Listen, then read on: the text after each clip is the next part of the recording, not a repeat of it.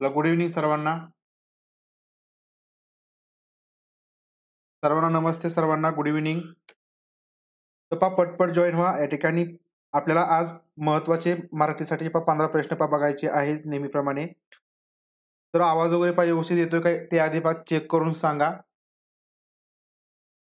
तर डिसेंबर 2022 ते जानेवारी 23 सीबीटी परीक्षेची प्रश्नांची सिरीज आहे ती आपण या ठिकाणी डिस्कस करत आहोत. या ठिकाणचा हा चौथा सेशन आहे. या आधीचे जर 3 सेशन तुम्ही पाहिले नसेल ते तिन्ही सेशन बघून घ्या. महत्त्वाचे प्रश्न आहेत. आवाज वगैरे व्यवस्थित येतोय का एकदा मला कोणीतरी सांगा.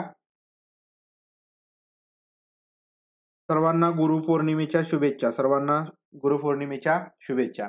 तर चला या ठिकाणी सुरू करूया. लगेच जास्त वेळ आपल्याला घ्यायचा नाही. प्रश्न पहिला आहे. या ठिकाणी प्रश्न वाचायचा आहे. प्रत्येक प्रश्नाचं उत्तर देण्याचा प्रयत्न करा. बहुभाषिक वर्ग म्हणजे काय?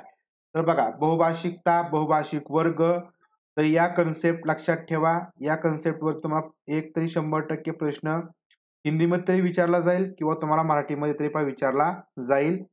तर बहुभाषिक वर्ग. तर मुले वेगवेगळ्या प्रथम भाषा बोलतात. शिक्षकांना मुलांची भाषा माहीत असते. शिक्षक अनेक भाषा शिकवतात. प्रत्येक मुलाला 2 पेक्षा अधिक भाषा येतात. आता बहुभाषिक वर्ग म्हणजे याच्यामध्ये काय असतं की मुलांची काय प्रथम भाषा असते. एकापेक्षा जास्त प्रथम भाषा किंवा या ठिकाणी मुले असतात. समजा थोडक्यात एक मुलगा एकापेक्षा जास्त तर भाषा बोलतोच, परंतु वर्गामध्ये एकापेक्षा जास्त भाषा बोलणारे विद्यार्थी असतात.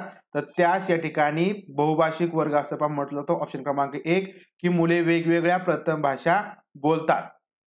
तर या ठिकाणी ऑप्शन क्रमांक 2 या ठिकाणी म्हटलं की शिक्षकांना मुलांची भाषा माहिती असते. तर हे येणार नाही. शिक्षक अनेक भाषा शिकवतात हे सुद्धा बहुभाषिकतेमध्ये येतं आणि प्रत्येक मुलाला 2 पेक्षा अधिक भाषा येतात. तर याला सुद्धा बहुभाषिकता असं म्हटलं जात नाही, परंतु मुले ही वेगवेगळ्या प्रथम भाषा बोलत असतात. म्हणजे समजा या ठिकाणी बघा, वर्गामध्ये हिंदी, मराठी, इंग्लिश, तेलुगू, कन्नड भाषिक विद्यार्थी असतील तर त्यांच्या भाषांचा उपयोग आपल्या वर्गामध्ये करायचा आहे. आणि मग मुलं त्याची काय प्रथम भाषा आहे त्या ठिकाणी त्यांची कन्नड भाषा प्रत्येकाच्या ठिकाणी प्रथम भाषा आहे ती वर्गामध्ये यूज करतील. ऑप्शन क्रमांक 1 बहुभाषिक वर्ग. प्रश्न पुढचा बघा. दुसरा प्रश्न आहे, विद्यार्थी सर्वच व्याकरणिक नियम एकदाच पाठ करण्याऐवजी व्याकरणातील संकल्पना क्रमशः या ठिकाणी बघा काय आहे, ज्या काही व्याकरणाचे कन्सेप्ट असतील किंवा व्याकरणाचे नियम आहेत ते पाठ करायचे नाही. तर ते पाठ करण्याच्या ऐवजी व्याकरणात जे काय संकल्पना असतील, कन्सेप्ट असतील त्या क्रमशः शिकतात. त्या काय करतात क्रमशः शिकतात म्हणजे एकामागोमाग एक त्या कन्सेप्ट या ठिकाणी शिकतात आणि उत्तरोत्तर त्या संकल्पनांचं प्रबलीकरण करतात. असं करणं म्हणजे काय? प्रबलीकरण करतात म्हणजे काय बघा, या ठिकाणी एक कन्सेप्ट शिकला तुम्ही की या ठिकाणी दुसरी कन्सेप्ट, एक नंतर एक, दुसरी, तिसरी, आणि या ठिकाणी ती कन्सेप्ट शिकल्यानंतर समजा पहिली तुम्ही शिकला, त्याच्यानंतर दुसरी, तिसरी, चौथी, परत या ठिकाणी पहिली, म्हणजे अशा प्रकारे या ठिकाणी ते जे विद्यार्थी आहेत त्या परत पहिल्या नियमाकडे येणार, पहिल्या कन्सेप्टकडे येणार आणि त्याच या ठिकाणी दृढीकरण करणार. तर अशा प्रकारची काय कन्सेप्ट या ठिकाणी शिकली जाते. तर ते करणं म्हणजे या ठिकाणी काय आहे? तर बघा, या ठिकाणी तुम्हाला मी स्पष्टीकरणामध्ये याचं उत्तर सांगितलेलं आहे. तुमच्या जर लक्षात आलेलं असेल तर बघा, या ठिकाणी ही वर्तुळाकार शिक्षण म्हटलं जातं किंवा स्पायरल स्पायरल एज्युकेशन या ठिकाणी म्हटलं जातं. स्पायरल म्हणजे काय लक्षात मी तुम्हाला काय सांगितलं की या ठिकाणी पहिली कन्सेप्ट या ठिकाणी त्यांनी समजून घेतली क्रमशः, दुसरी घेतली, तिसरी घेतली, चौथी घेतली, पाचवी घेतली. त्याच्यानंतर आता त्याचं दृढीकरण करायचं आहे. दृढीकरण करण्यासाठी तो परत पहिल्या कन्सेप्टवरती येणार आहे. नंतर दुसरी, तिसरी, चौथी, पाचवी, अशा प्रकारे या ठिकाणी जे स्पायरल आहे म्हणजे एका पाठोपाठ गोल जे रिंगण आहे, जे स्पायरल शिक्षण आहे त्या ठिकाणी चालू असते, त्याला वर्तुळाकार शिक्षण असं म्हटलं जातं. कारण जर प्रश्न तुम्ही व्यवस्थित समजून घेतला तर बघा, पाठ करायचे नाही, त्याऐवजी व्याकरणाच्या संकल्पना त्या क्रमशः शिकायच्या आहेत. क्रमशः आधीमध्ये शिकायच्या नाहीत आणि उत्तरोत्तर त्या संकल्पनांचं प्रबलीकरण करायचं आहे. तर हे वर्तुळाकार किंवा स्पायरल एज्युकेशन असं म्हटलं त्याला. ऑप्शन क्रमांक 2. प्रश्न पुढचा बघा, मुलांची मजकूर समजून घेण्याची आणि त्यातील माहिती मिळवून घेण्याची आणि अर्थ लावण्याची क्षमता म्हणजे काय? बघा, मुलांची मजकूर समजून घेण्याची आणि त्यातील माहिती मिळवून घेण्याची, अर्थ लावण्याची क्षमता म्हणजे काय आहे? वाचन नैपुण्य, उकल करणे म्हणजे डिकोडिंग, श्रुतलेखन तर या ठिकाणी येणार नाही. वाचन नैपुण्य म्हणजे या ठिकाणी आपण म्हणूया त्याच्यामध्ये तो प्रवीणता मिळवणं. श्रुत उकल करणे डिकोडिंग आणि उतारा वाचन. आता तुम्ही या ठिकाणी उतारा वाचन करणं आपल्याला हा प्रश्न विचारला गेला होता. उतारा वाचन म्हणजे काय? तर लक्षात घ्या, ही उतारा वाचनाची तुमची कन्सेप्ट क्लिअर असेल. उतारा वाचन म्हणजे काय असतं? तर उतारा वाचन याचा अर्थ असा असतो की तुम्हाला त्या उतार्यामधून ज्या काही गोष्टी आहेत त्या समजल्या पाहिजे, त्याचा अर्थ समजला पाहिजे, त्याचं आकलन झालं पाहिजे. म्हणजे या ठिकाणी उतार्याचं आकलन होणं म्हणजे उतारा वाचन. म्हणजे या ठिकाणी तुम्ही जर बघितलं ऑप्शन क्रमांक 3 याचं उत्तर ऑप्शन क्रमांक 4 येणार आहे. सॉरी, प्रश्न क्रमांक 3 चं उत्तर ऑप्शन क्रमांक 4 येईल, की मुलांची मजकूर समजून घेण्याची, त्यातील माहिती मिळवून घेण्याची आणि अर्थ लावण्याची क्षमता, तर याला उतारा वाचन असं म्हटलं जातं किंवा या ठिकाणी उतार्याचं आकलन असंही म्हटलं जातं किंवा त्याला आपण अवबोधन असं म्हणतो. लक्षात ठेवा. डिकोडिंग नाही. डिकोडिंग या ठिकाणी वेगळं असतं. आपल्याला उतारा वाचनातून मजकूर समजून घेता येतो, हे लक्षात ठेवा. मजकूर समजून घेणे म्हणजे उतारा वाचन. उतारा वाचनावर प्रश्न या ठिकाणी आपले बरेच आले होते आणि त्यावेळेस हे कन्सेप्ट तुमच्या लक्षात आलेले असेल तर या प्रश्नाचं उत्तर तुम्हाला देता आलं असतं. तर पहा ऑप्शन क्रमांक 4. प्रश्न पुढचा बघा. एकच शब्द वारंवार उच्चारत बोलताना अडखळणे ही संभाषण अक्षमता म्हणजे काय? या ठिकाणी संभाषणाची एक अक्षमता आहे, म्हणजे बोलण्यामधील अक्षमता आहे. या ठिकाणी एकच शब्द वारंवार उच्चारत बोलत असताना अडखळलं जातं या ठिकाणी, तर ती अक्षमता म्हणजे काय आहे?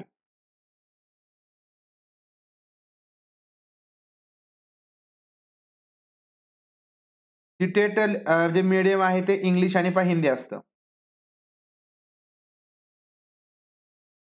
तर हे ऑनलाईनचे क्वेश्चन आहेत आणि लक्षात घ्या, ऑनलाईनचे क्वेश्चन होते आणि याच्यामध्ये त्यांना म्हणजे भरपूर या ठिकाणी बरेच इकडले तिकडले म्हणजे इंग्लिशमध्ये ते जे प्रश्न होते आहे तसे ट्रान्सलेट केले होते मराठीमध्ये आणि त्याच्यामुळं थोडंसं कन्फ्युजन आहे बऱ्याच प्रश्नांच्या बाबतीमध्ये. परंतु आपल्याला त्या कन्सेप्ट समजून घेऊन त्याचं उत्तर देता येईल. हा, उतारा म्हटलं की लक्षात ठेवा आकलन आलं. मग आकलन म्हणलं की तुम्हाला ते समजून घेता येतं, अर्थ लावता येतात, त्याच्यामुळे त्याच्यावर आधारित तो प्रश्न आहे. तर बघा या ठिकाणी डिस्प्रेक्शिया नाही. लक्षात घ्या, एकदम साधा सरळ सोपा प्रश्न आहे बघा. एकच शब्द आहे, एकच शब्द वारंवार उच्चारत बोलताना. आता डिस्प्रेक्शियामध्ये काय येतं, तर तुम्हाला संभाषण करत असताना ही डिस्प्रेक्शिया जी काही आपण म्हणूया जी हे आहे असं अक्षमता आहे, तर याच्यामध्ये आपण म्हणूया की तो अडकत अडकत बोलत नाही. लक्षात ठेवा, एकच शब्द आहे या ठिकाणी आणि तो वारंवार उच्चारत बोलत असताना त्याला तो अडखळतो. तर ही जी संभाषण अक्षमता आहे ती ततप करणे आहे. ततप करणं किंवा या ठिकाणी हकलाना किंवा या ठिकाणी आपण त्याला एक वेगळा असा शब्द आहे बघा, की तोत्र पण नाही, असा वेगळा एक शब्द आहे बघा, ततप करणं किंवा हकलाना, म्हणजे असं या ठिकाणी हा संभाषण अक्षमता आहे. ऑप्शन क्रमांक 4.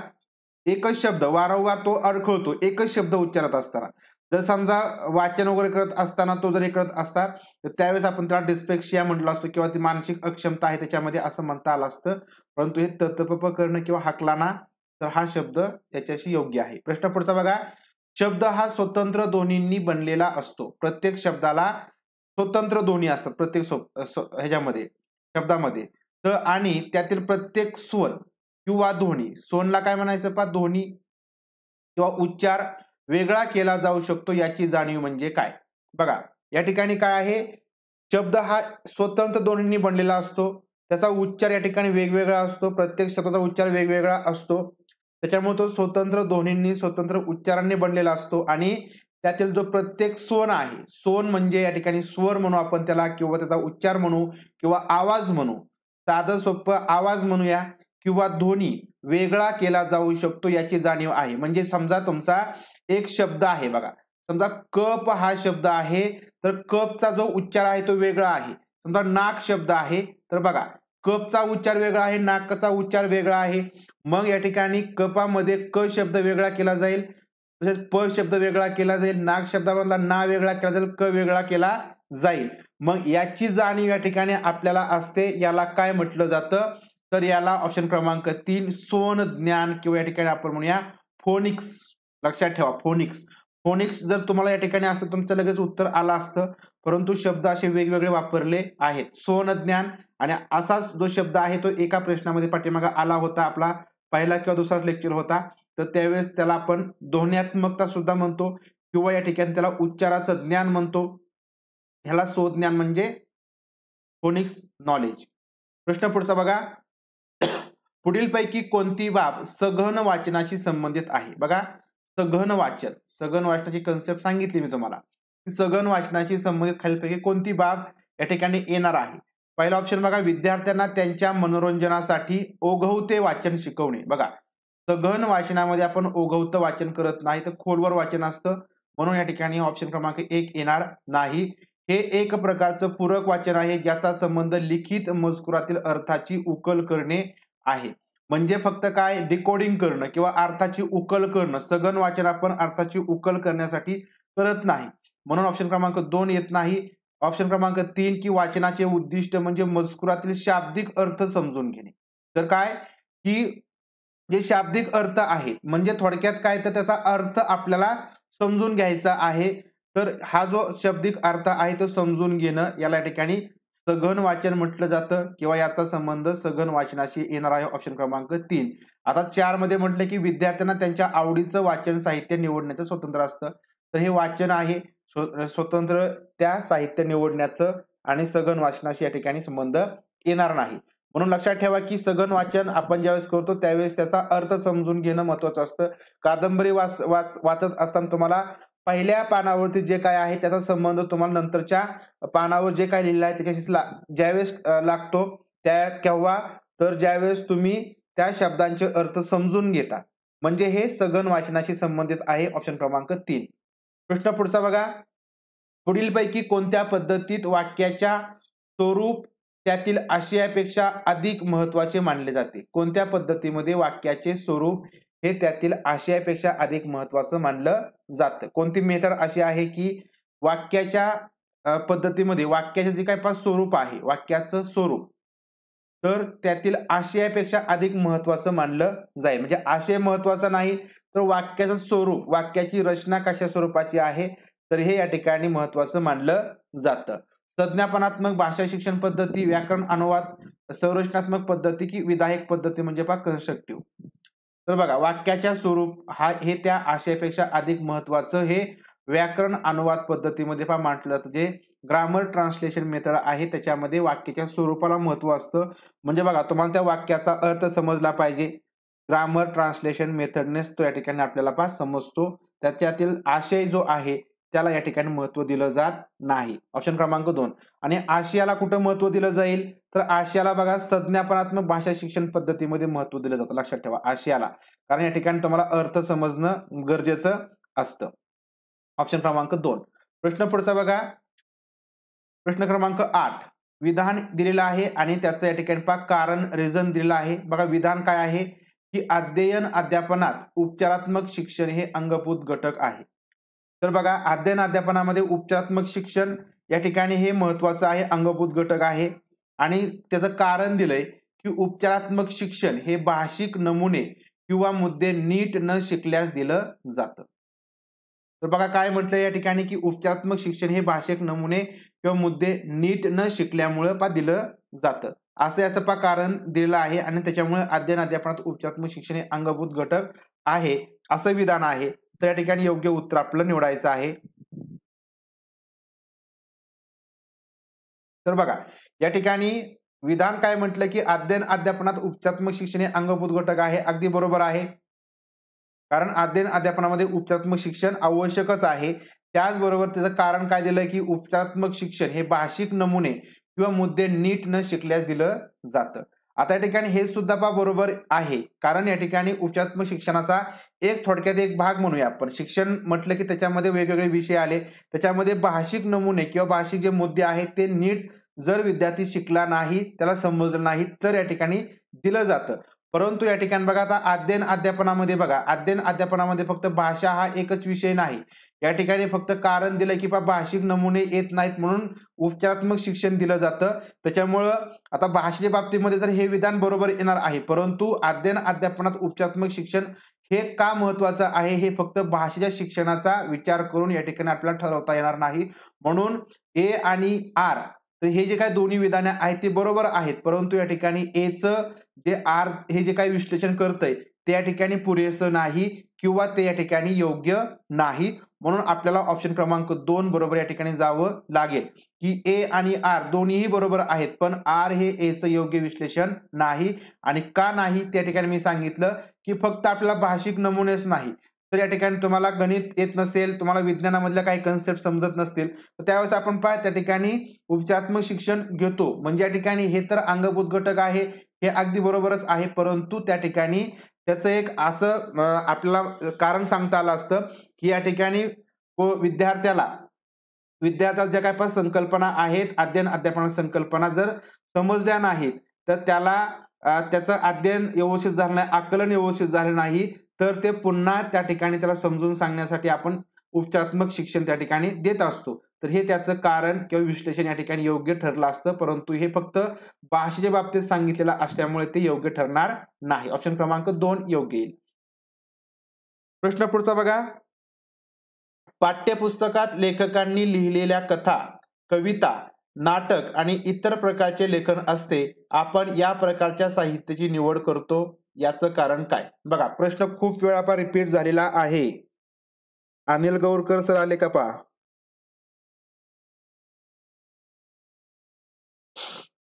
बघा, पाठ्यपुस्तकात लेखकांनी लिहिलेल्या कथा असतात, कविता असतात, नाटक असतं आणि इतर प्रकारचं लेखन असतं. आपण या प्रकारच्या साहित्याची निवड करतो, याचं कारण म्हणजे ऑप्शन क्रमांक 1, कारण ते अधिकृत आणि नैसर्गिक भाषेमध्ये असतात. ऑप्शन क्रमांक 1. खूप वेळा हा प्रश्न रिपीट झाला, खूप वेळा. प्रत्येक वेळेस तुम्हाला हा प्रश्न विचारला जाईल. अधिकृत आणि नैसर्गिक भाषेत ते असतात, त्याच्यामुळे आपण लेखकांच्या कथा, कविता, नाटक आणि इतर प्रकारचे लेखन त्या ठिकाणी निवडत असतो. प्रश्न क्रमांक 10. मुद्रण समृद्ध वातावरण. बघा, भाषा समृद्ध वातावरण, मुद्रण समृद्ध वातावरण, हमखास प्रश्न विचारला जाईल. तयार करण्यास पुढीलपैकी कोणती बाब उपयोगी ठरते? मुद्रण समृद्ध वातावरण तयार करायचं आहे, म्हणजे थोडक्यात आपण म्हणूया, एक मुद्रण समृद्ध म्हटलं की या ठिकाणी थोडक्यात आपण म्हणूया की त्याच्यामध्ये तुमच्या वर्गामध्ये तक्ते असतील, आपण फलक लेखन सुद्धा त्या ठिकाणी करून ठेवू शकतो, किंवा त्याच्यामध्ये असे जे ज्ञानरचनामध्ये जे काही लेखन असतं ते सुद्धा आपण त्या ठिकाणी करून ठेवू शकतो. मग अशा प्रकारचं समृद्ध वातावरण तयार करण्यास कोणती बाब या ठिकाणी उपयोगी ठरणार आहे? तर अगदी बरोबर आहे ऑप्शन क्रमांक 1, की वर्गात वस्तूंची नावे लिहून त्यांना भिंतीवरती चिकटवणं. वर्गामध्ये काय करायचं? वस्तूंची नावं लिहायची आणि त्यांना भिंतीवरती चिटकवायचं. तर याच्या माध्यमातून आपल्या या ठिकाणी भाषा मुद्रण समृद्ध वातावरण तयार करता येईल. आता या ठिकाणी 2 मध्ये म्हटलंय की मुलांना वर्गातील वस्तूंची नावे त्यांच्या भाषेत सांगायला लावणे. या ठिकाणी सांगायला लावणे. आता या ठिकाणी बघा, मला जो काही ऑप्शन क्रमांक 2 आहे, तर हा कशाच्या बाबतीमध्ये येईल ते मला फक्त सांगा, की मुलांना वर्गातील वस्तूंची नावे हे त्यांच्या भाषेत सांगायला लावणे.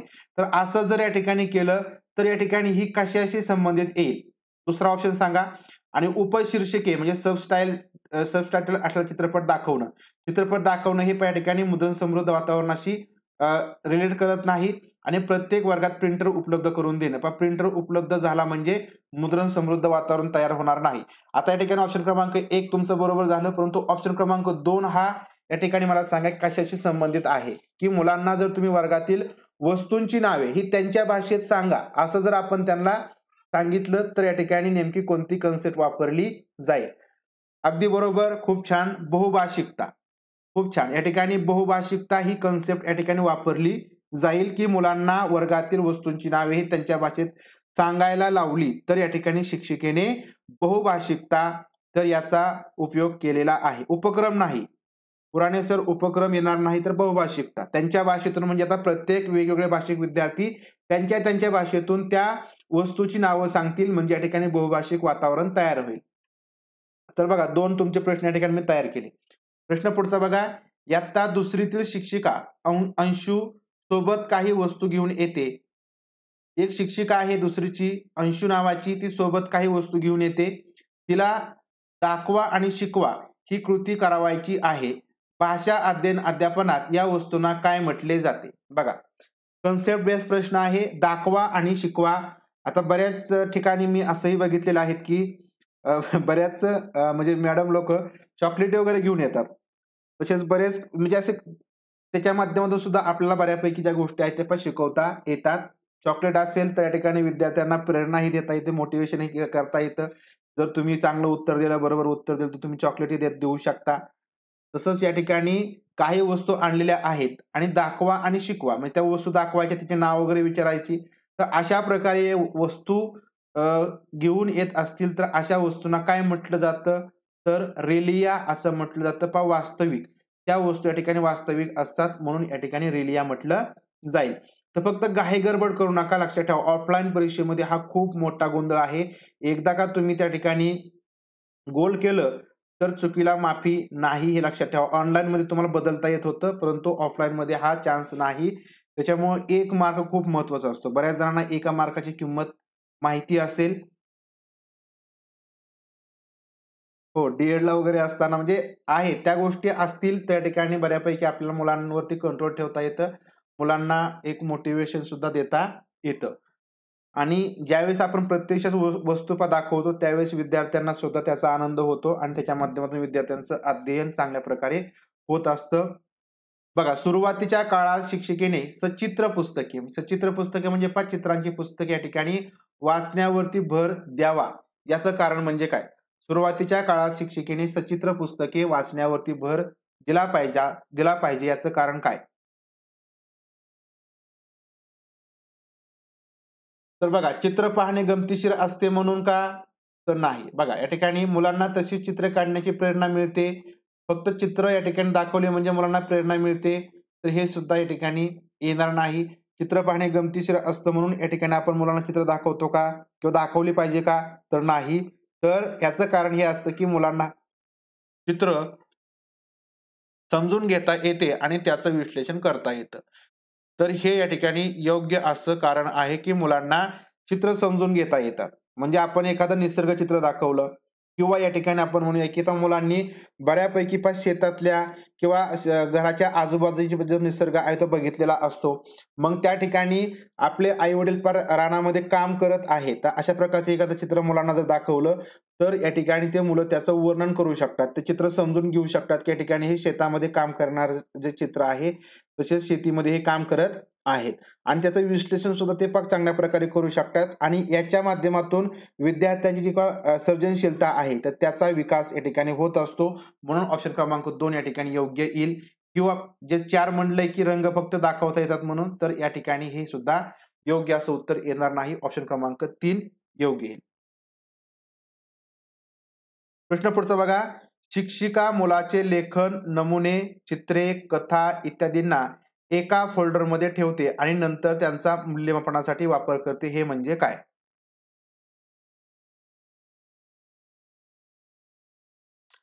हां, म्हणजे खूप जणांच्या ठिकाणी 1-1 मार्काने पेपर जातात. गौराज पुराणे सर टेस्ट सीरीज 3 मध्ये 128 स्कोर आलेला आहे. तर एक लक्षात घ्या, की तुम्हाला हे जे ऑफलाईन पेपर आहेत ना, ते सुद्धा असेच विचारले जातात. फक्त त्या ठिकाणी आता तुम्हाला मी एक फरक सांगतो, की ऑफलाईन पेपरमध्ये अशी गंमत होते, की या ठिकाणी बघा, जो मराठी समजा पहिली भाषा आहे आपली, तर याच्यामध्ये एक उतारा, एक कविता विचारली जाईल. तो उतारा सुद्धा या ठिकाणी एक थोडासा मोठा असतो. पहिला जो उतारा आहे तो मोठा असतो. कविता या ठिकाणी तुम्हाला बऱ्यापैकी सोपी विचारली जाते पहिल्या मराठी भाषेमध्ये. आता या ठिकाणी जी काही दुसरी हिंदी भाषा असते. काय प्रॉब्लेम होतोय? बघा, हिंदी भाषा जी काही दुसरी असते याच्यामध्ये 2 उतारे विचारले जातात. या ठिकाणी कविता विचारली जात नाही. आता ऑनलाईनमध्ये बघा तुम्ही हिंदीचे एकदम खूप सोपे-सोपे उतारे विचारले जातात, म्हणजे एक 10 ते 15 ओळीचेच.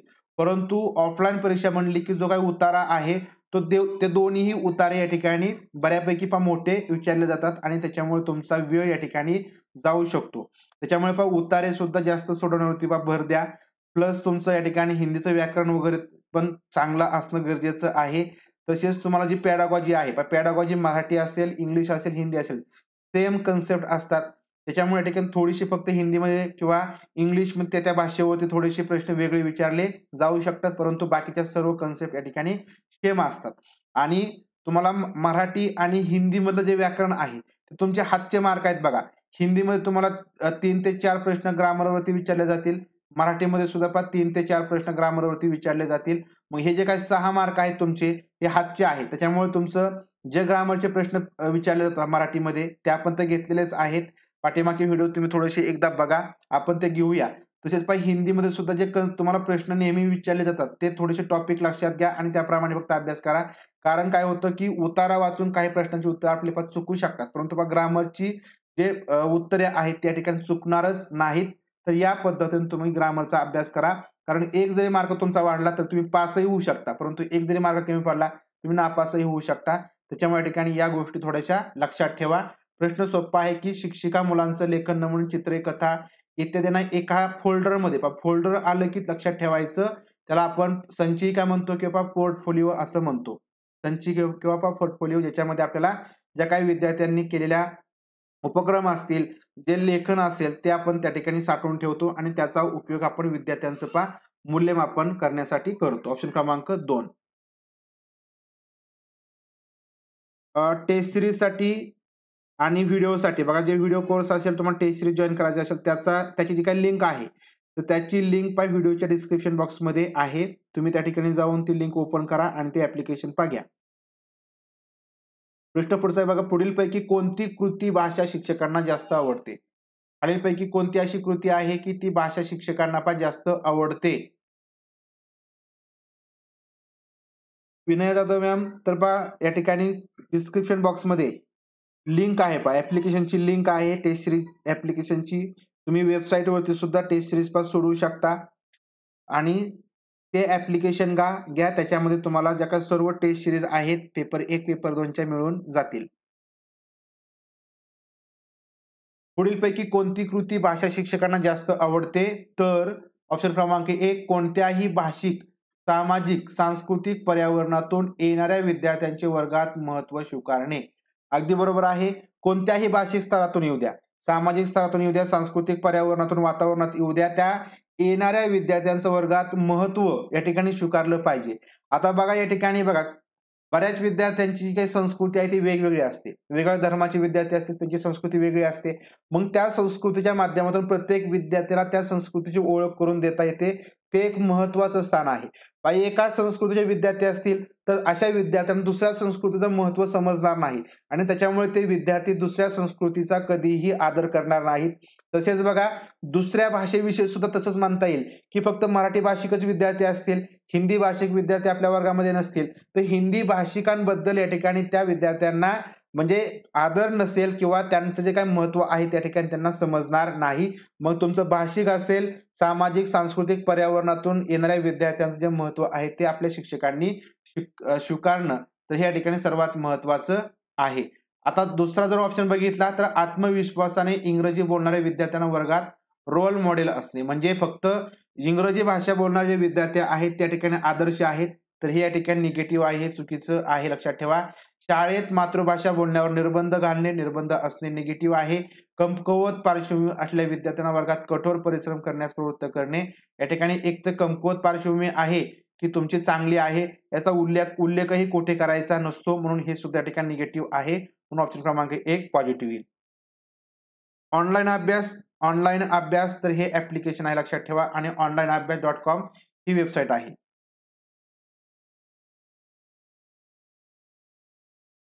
onlineabhyas.com किंवा फक्त ऑनलाईन अभ्यास असं तुम्ही सर्च करा प्ले स्टोअरला, ते मिळून जाईल. तर onlineabhyas.com ही तुम्ही गुगलला वेबसाईट सर्च करा, ती वेबसाईट तुम्हाला मिळून जाईल आणि वेबसाईटवर जाऊन त्या ठिकाणी तुम्ही ऍप्लिकेशन डाउनलोड करून घेऊ शकता. प्रश्न पुढचा बघा, पुढीलपैकी कोणती बाब ही ऊर्ध्वगामी पद्धतीवरती बेतलेली आहे? आता ऊर्ध्वगामी पद्धती म्हणजे बॉटम अप. या ठिकाणी बॉटम अप म्हणजे लक्षात ठेवा खालून वरती, खालून या ठिकाणी वरती. आणि या ठिकाणी दुसरी पद्धती असते अवगामी पद्धती, त्याला आपण म्हणतो टॉप बॉटम.